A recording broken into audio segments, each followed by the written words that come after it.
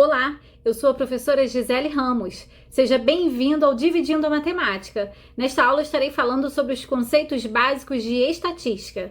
Ao longo desta aula, eu vou estar explicando com detalhes o que é população, amostra, quais são os tipos de pesquisa estatística, que são a censitária ou por amostragem. Também vou falar dos tipos de amostragem, casual simples, a sistemática e proporcional estratificada. Além disso, vou estar falando das variáveis quantitativas e qualitativas. E também estarei falando da organização de dados através de tabelas e gráficos. A estatística é uma parte da matemática que estuda os métodos para coletar, para organizar e para analisar dados de diferentes áreas, visando a tomada de decisões. Realizamos sempre uma pesquisa estatística quando pretendemos estudar alguma característica de um certo conjunto de elementos, de pessoas, resultados ou objetos. O conjunto de todos esses elementos da pesquisa é chamado de população. Mas quando existem muitos elementos na população que queremos estudar, nós podemos realizar a pesquisa por meio de uma parte desses elementos, que chamamos de amostra, que vai representar aí essa população. Então, como definição, população é o conjunto de elementos que queremos pesquisar e apresenta alguma característica comum. E a amostra é um subconjunto, uma parte da população, que apresenta as mesmas características da população. Para algumas pesquisas, toda a população precisa ser investigada. Esse tipo de pesquisa é chamado de censitária. Por exemplo, no Brasil, a cada 10 anos é realizado o censo demográfico pelo Instituto Brasileiro de Geografia e Estatística, o IBGE. O censo demográfico tem o objetivo de contar os habitantes do país, identificar suas características, revelar como vivem os brasileiros, produzindo informações essenciais para a definição de políticas públicas e também para a tomada de decisões. Já as pesquisas com amostras são utilizadas em diversas outras situações. Por exemplo, em uma campanha eleitoral para o presidente, as pesquisas com intenções de voto são atualizadas toda semana. Então, para que isso seja possível, é necessário pesquisar apenas uma parte dos eleitores.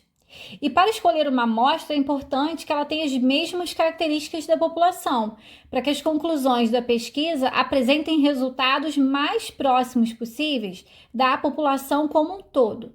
Esse processo de escolha de amostra é o que chamamos de amostragem. Então, temos que a amostragem é o processo para recolher amostras de uma população. Entre os métodos de amostragem, nós vamos estudar 3 nessa aula: a casual simples, a sistemática e a proporcional estratificada. A amostra casual simples é um método caracterizado por um sorteio aleatório. Os elementos da população, eles podem ser enumerados e em seguida sorteados entre uma quantidade definida previamente. Um exemplo é: para fazer uma competição entre turmas, um professor de educação física vai fazer uma pesquisa sobre esporte favorito com todos os alunos do 8º ano, para decidir os esportes que vai incluir nessa competição. Então, temos que a característica da população é ser aluno do 8º ano. Outras características não vão interferir nessa pesquisa, tais como estatura, idade, sexo. Então, ele vai fazer uma amostra casual simples de 30 dos 300 alunos dos 8º anos. Para isso, ele vai numerar os alunos de 1 a 300, escrever esses números em pedaços de papel, colocá-los em uma urna e realizar o sorteio. Agora vamos falar da amostra sistemática. Ela é utilizada quando os elementos da população a ser estudada já se encontram ordenados e em seguida são sorteados de acordo com uma certa periodicidade. Para que você entenda melhor então o que é a amostra sistemática, vamos aqui analisar um exemplo. Um salão de beleza possui 120 clientes cadastradas. Pretende-se realizar uma pesquisa de satisfação com essas clientes, mediante uma amostra sistemática de 12 pessoas. Determine o número das 5 primeiras clientes selecionadas, supondo que a primeira cliente obtida por sorteio seja de número 4.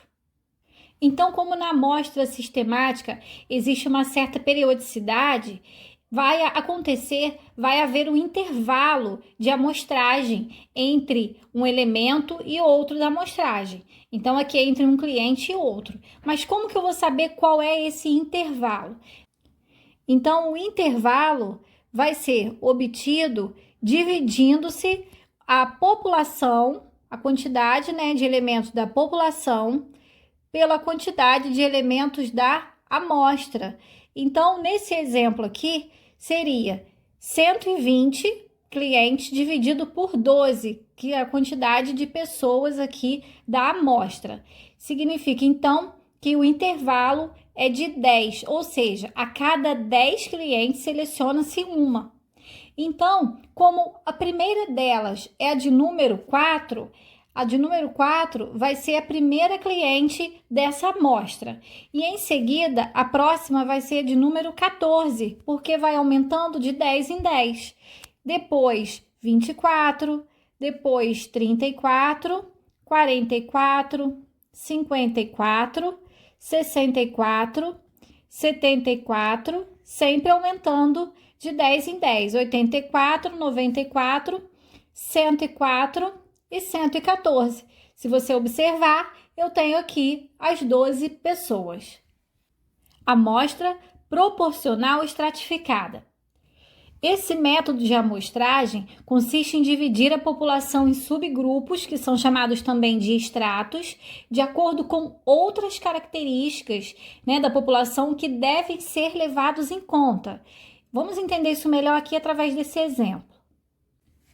Será realizada uma pesquisa com 200 estudantes de uma população de 10.000 matriculados no ensino fundamental.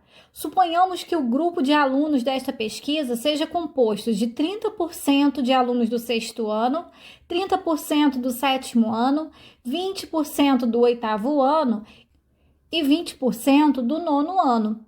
Como selecionar a amostra para a realização dessa pesquisa pelo método proporcional estratificada?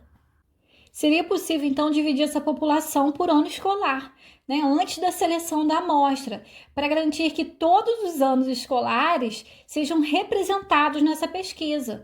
Nesse caso, então, na técnica de amostragem estratificada proporcional, selecionaríamos da seguinte forma. Então, eu montei aqui uma tabela com o ano escolar, população e amostra.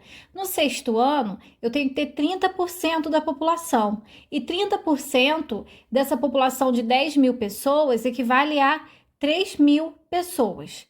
No 7º ano, mesma coisa, 30%, então são 3.000 alunos.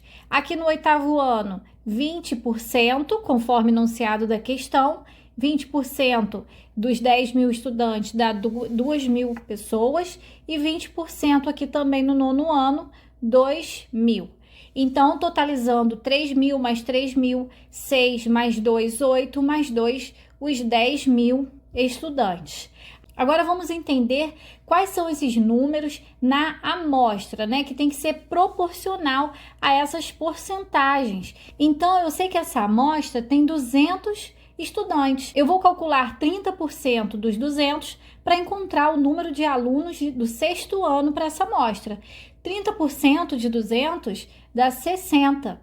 Então, aqui também é 30%, são 60 alunos, e depois 20% são 40 alunos, e 20%, 40 alunos. Você vai calcular a porcentagem em cima da sua amostra. A amostragem proporcional estratificada, ela funciona de tal forma que a amostra é proporcional à população original. Então, se na população original tinha 30% de alunos do 6º ano, na amostra também essa porcentagem é mantida. 30% de alunos do 6º ano e assim por diante. Vamos falar agora das variáveis. Quando nos referimos a características da população ou da amostra que nos interessa averiguar estatisticamente, tais como sexo, faixa etária, escolaridade, estamos nos referindo aí às variáveis. Então, as variáveis são as características que estão sendo analisadas em uma amostra ou em uma população. Elas podem assumir valores numéricos e não numéricos e são classificadas em qualitativas e quantitativas. As variáveis quantitativas podem ser medidas em escala numérica.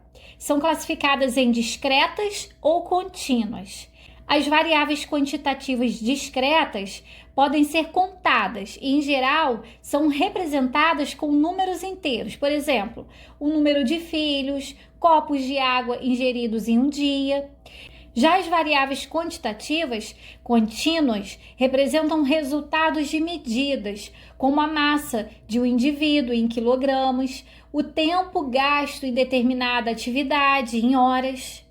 Agora, falando das variáveis qualitativas. As variáveis qualitativas são as características que não possuem valores numéricos e são definidos por categorias, ou seja, representam uma classificação de elementos da população. Podem ser nominais ou ordinais. As variáveis qualitativas nominais não requerem ordenação, como, por exemplo, a cor dos olhos, a região onde mora. Já as variáveis qualitativas ordinais pressupõem uma ordenação, como um grau de escolaridade, estágio da doença, inicial, intermediário, terminal, ou mês de observação, janeiro, fevereiro, março, requer aí uma ordem pré-definida.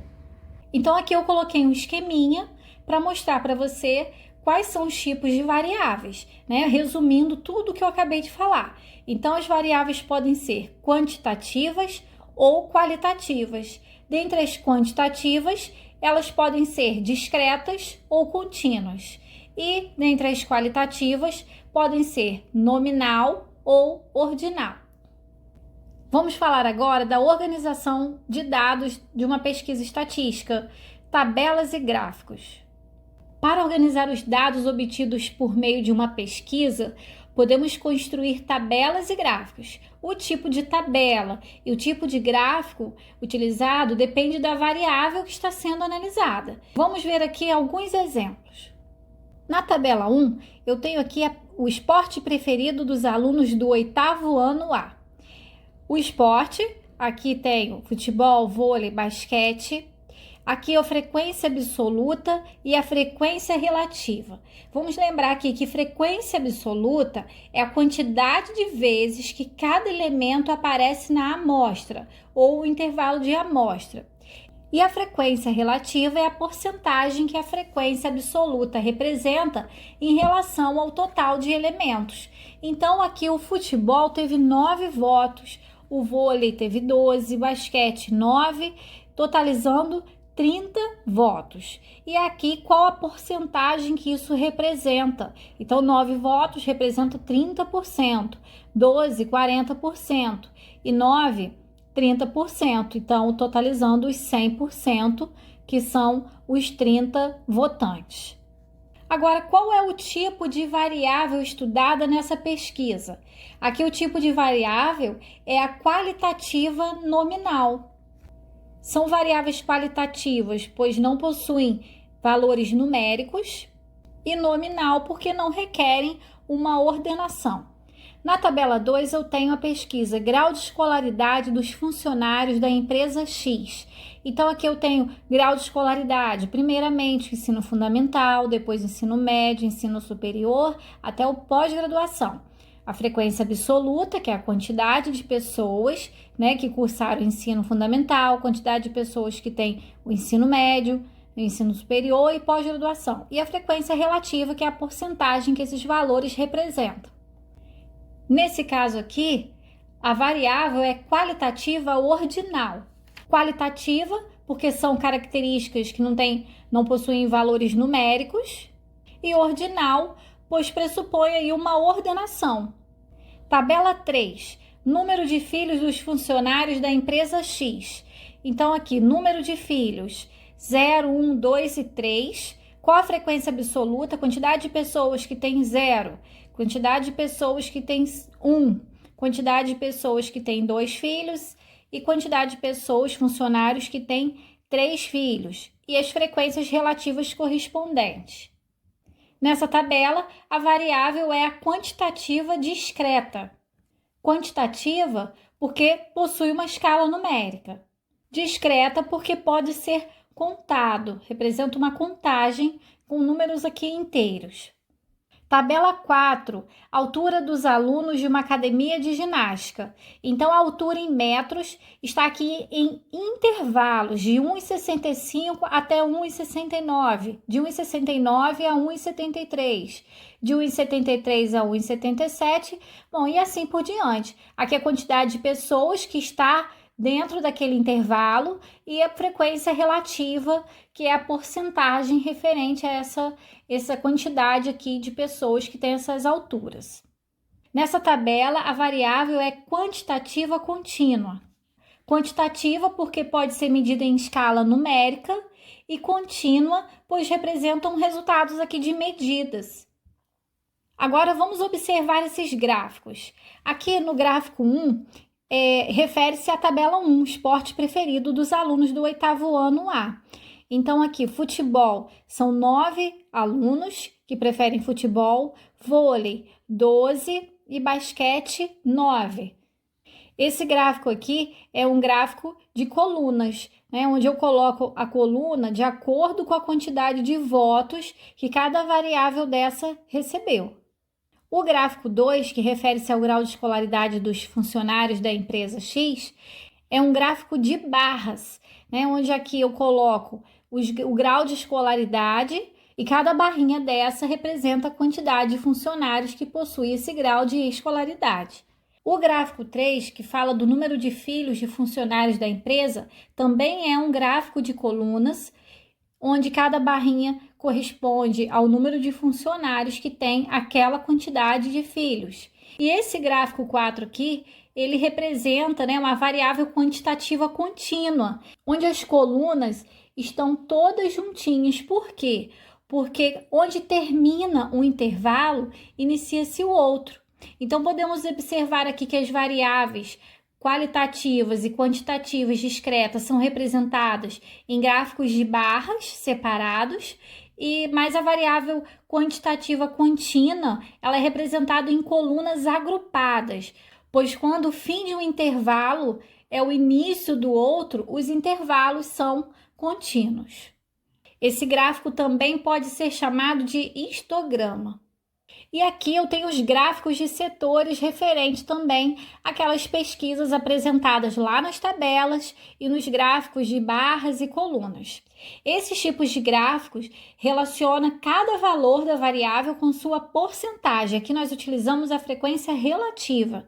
E esses gráficos podem ser utilizados por todos os tipos de variáveis. Então aqui, cada círculo desse está separado, está dividido em fatias, e cada fatia é proporcionalmente correspondente à porcentagem, à frequência relativa que aquela fatia representa. Então, em todos eles foi realizada essa divisão de acordo com as porcentagens, as frequências relativas.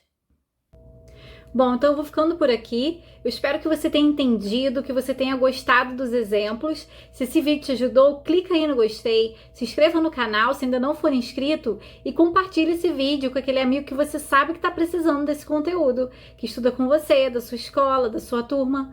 Bons estudos e até a próxima aula!